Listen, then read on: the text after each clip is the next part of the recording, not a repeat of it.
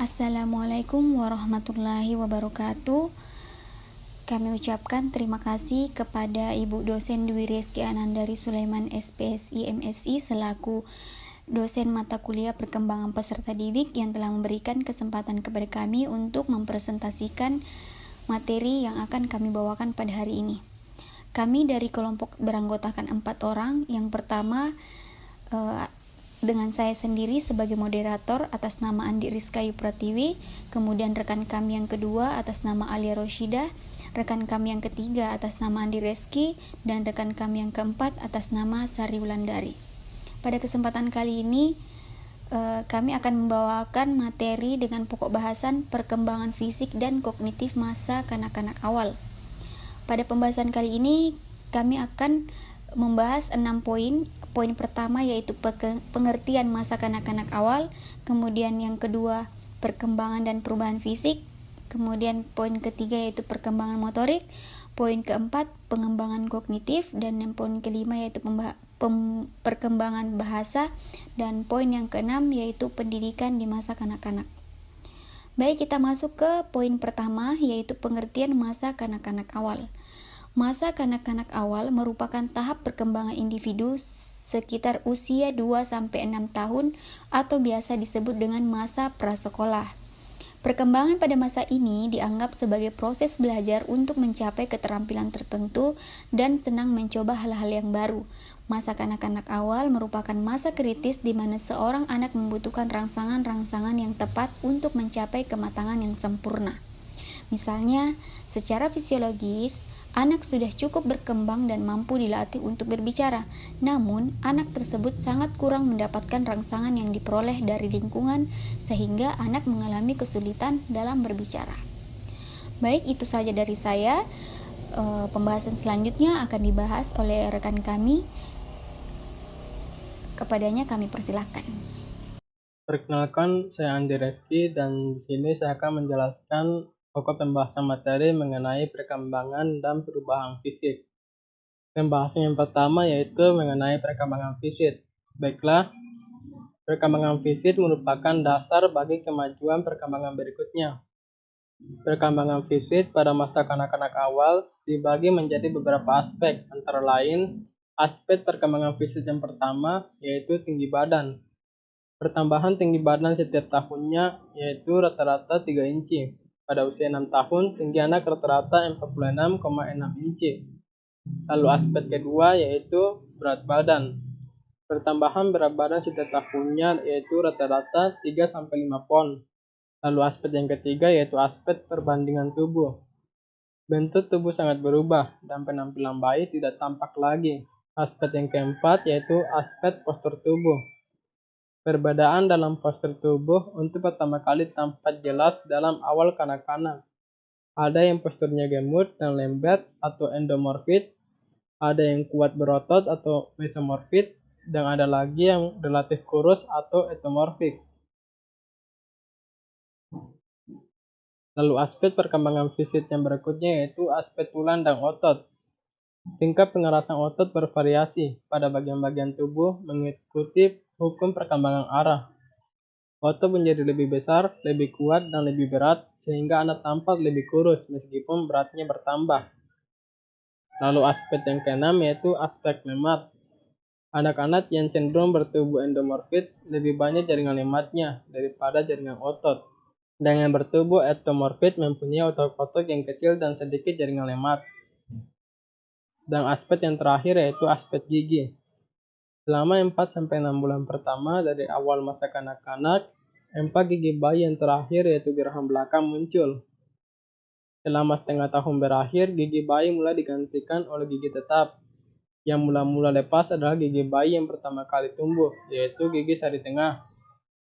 Bila masa awal kanak-kanak berakhir, pada umumnya bayi memiliki 1 atau 2 gigi tetap di depan dan beberapa celah di mana gigi tetap akan muncul. Dan pembahasan berikutnya yaitu mengenai perubahan fisik. Adapun perubahan fisik yang terjadi yaitu ketika masih bayi, anak-anak begitu banyak berlemak. Pada usia ini, anak-anak mulai kehilangan lemak bayi atau kegemukan mereka, yaitu sekitar usia 3 tahun. Anak balita segera tumbuh lebih ramping dan lebih atletis. Badan dan kaki anak tumbuh sementara bentuk otot-otot perut berubah dan mengalami pengetatan pada tahap awal kehidupan. Sekianlah yang dapat saya sampaikan. Untuk materi selanjutnya akan dilanjutkan oleh teman saya. Terima kasih. Baik, terima kasih. Saya Alia Rosida. Saya akan melanjutkan materi dari rekan saya, yaitu perkembangan motorik. Motorik adalah semua gerakan yang mungkin dapat dilakukan oleh seluruh tubuh. Perkembangan motorik adalah proses seorang anak belajar untuk terampil menggerakkan anggota tubuh.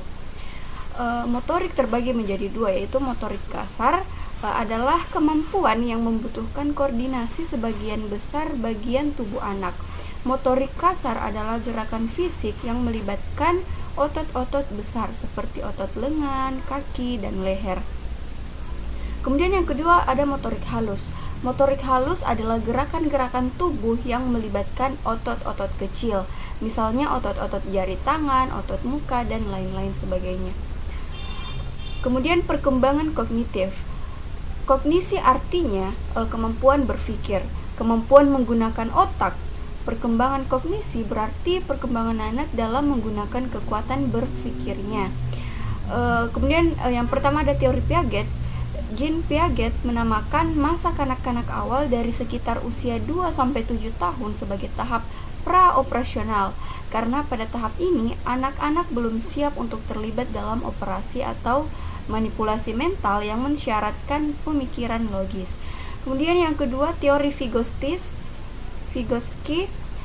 menekankan bahwa anak-anak secara aktif membangun pengetahuan dan pemahaman mereka. Dalam teori Vygotsky, anak-anak lebih sering digambarkan sebagai makhluk sosial daripada dalam teori Piaget. Baik, materi selanjutnya akan dibawakan oleh rekan saya. Terima kasih. Bismillahirrahmanirrahim. Perkenalkan, nama saya Sarbulandari. Nah, di sini saya akan menyampaikan materi mengenai perkembangan bahasa dan pendidikan masa kanak-kanak awal. Yang pertama yaitu perkembangan bahasa. Keterampilan bahasa pada anak yang berusia 2 hingga 3 tahun mulai berkembang dari yang semula hanya mampu mengucapkan kalimat sederhana menjadi mampu mengucapkan kalimat-kalimat yang lebih kompleks. Yang pertama, fonologi dan morfologi. Selama masa prasekolah atau masa kanak-kanak awal, kebanyakan anak-anak secara bertahap menjadi lebih sensitif terhadap bunyi dari kata-kata yang diucapkan dan menjadi semakin mampu menghasilkan semua bunyi dari bahasa mereka. Yang kedua, perubahan dalam sintaks dan semantik, di mana anak-anak mulai memperlihatkan kemajuan dalam menguasai aturan-aturan kompleks yang berkaitan dengan cara mengurutkan kata-kata. Ketiga, kemajuan dalam pragmatik,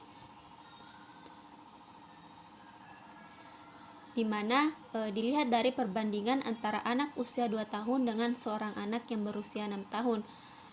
Seorang anak yang berusia 6 tahun memiliki kemampuan bercakap-cakap yang jauh lebih baik. Ketika berusia 4 hingga 5 tahun, anak-anak mulai belajar mengubah gaya bicara mereka agar sesuai dengan situasi. Yang terakhir yaitu pentingnya literasi.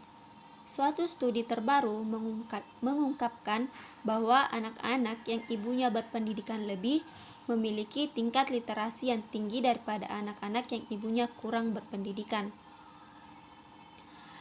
Kemampuan berbahasa akan mempengaruhi kesiapan anak dalam memasuki sekolah. Selanjutnya, pendidikan di masa kanak-kanak. Adapun variasi di dalam pendidikan masa kanak-kanak awal, yang pertama yaitu taman kanak-kanak.